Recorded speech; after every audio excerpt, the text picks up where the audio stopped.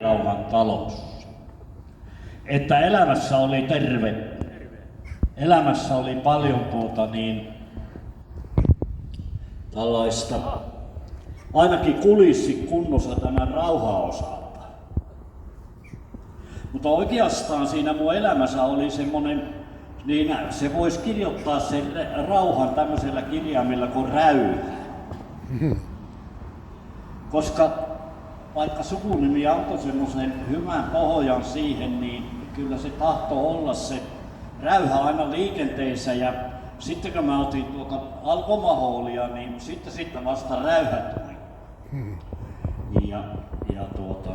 Kyllä mä aiheutin pelkoa siellä meidän ympäristössä.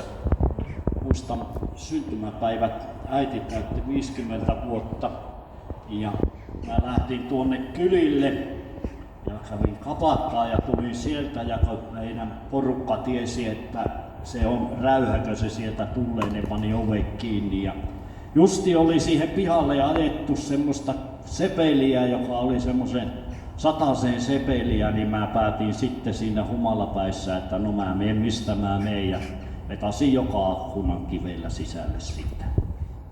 Sitten niin soitti poliisit ja siinä oli monenlaista ja aamulla aamulla 8 aikana kun mä heräsin sieltä putkasta ja rupesin miettimään vähän mitä on tehnyt, niin kyllä pikkusen vähän oli jossakin tuolla ikävä tunne tuolla sydäntunnella.